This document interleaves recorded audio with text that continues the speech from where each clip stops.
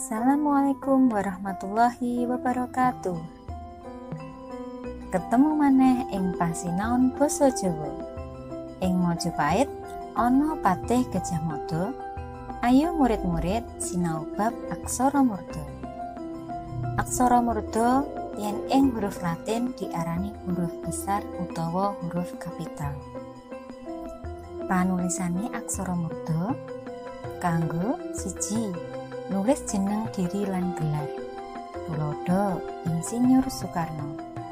2. Nulis jeneng geografi utawa jeneng papan panggonan. Bisa jeneng daerah, bisa jeneng kali, bisa jeneng sawijining panggonan utawa tempat. Tuladha Surakarta. 3. Kanggo nulis jeneng lembaga pamarentah lan lembaga badan hukum. Panulisane aksara murda minangka wujud tandha pakurmatan.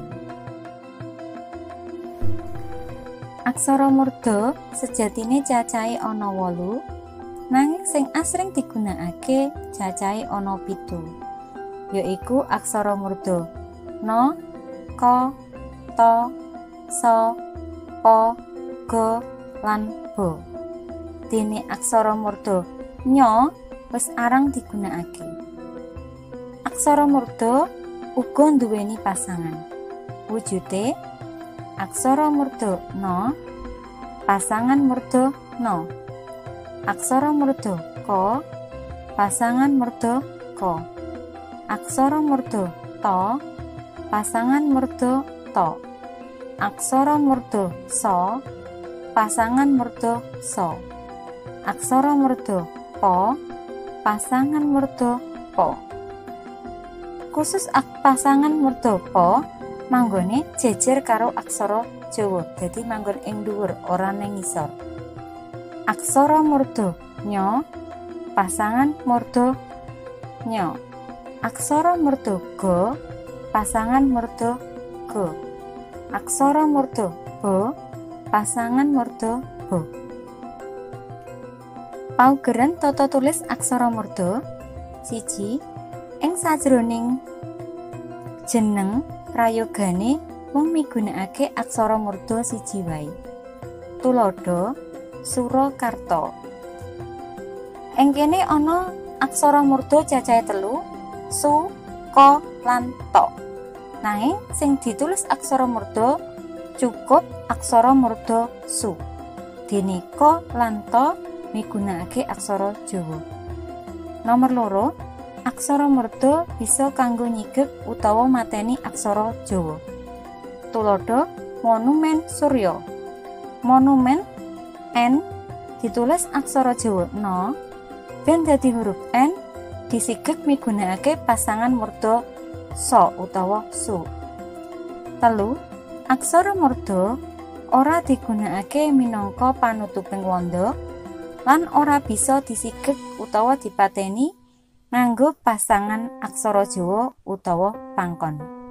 Dadi aksara murda ora bisa dipateni migunakake pasangan lan pangkon. Tuladha panulisan aksara murda. 1. Kabupaten Ngawi. Aksara murda ka. Aksara Jawa ba diwenehi suku dadi kabu. Aksara Jawa pa.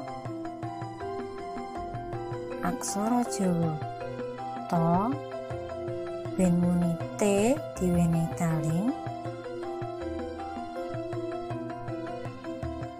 Kabupaten. Banjur aksara Jawa na gen dadi huruf N disigek utawa dipateni migunakake pasangan nga. Kabupaten nga. Aksara Jawa diwulu wi. Kabupaten Ngawi. 2. Tangkuban Perahu. Aksara murda ta diweni jejak muni tang. Aksara Jawa Ka diweni suku tangku. Aksara Jawa Ba tangku ba. Aksara Jawa Na tangku bana. Ben dadi huruf N diweni pasangan murda pa. Tangkuban pe. Aksara Jawa Ra. Aksara Jawa Ha diweni suku tangkuban prahu. 3. Patih Gajah Mada. Aksara murda pa. Aksara Jawa Ta. Ben muni I diweni hulu pati. Terus wignan hah patih. Aksara murda Ga. Aksara Jawa Ja. Wignan hah patih gajah. Aksara Jawa Ma. Aksara Jawa Da. Patih Gajah Mada. Papat Monumen Surya. Aksara Jawa Ma ben muni O diweni taling ing ngarep lan tarung ing mburi. Dadi muni Mo. Aksara murda Na diweni suku dadi Nu. Monu. Aksara Jawa Ma diweni taling Me. Monume. Aksara Jawa No monumeno ben dadi huruf N dipateni pasangan murda So. So ben dadi Su diweni suku. Monumen Su. Terus layar R. Monumen Sur.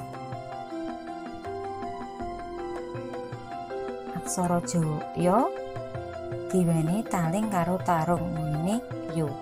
Monumen Surya.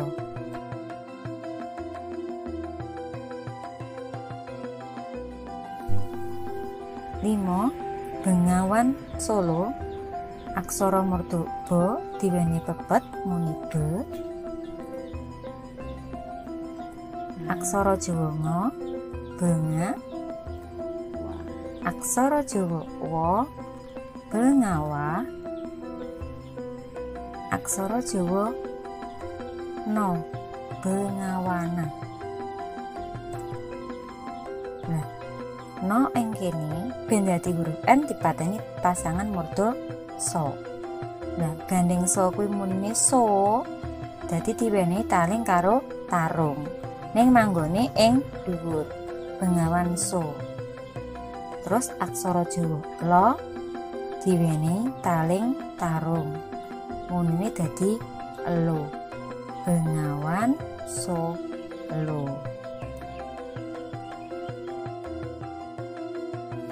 Kecap dicampur santen, cekap semanten anggaran aksara murda. Matur nuwun. Wassalamualaikum warahmatullahi wabarakatuh.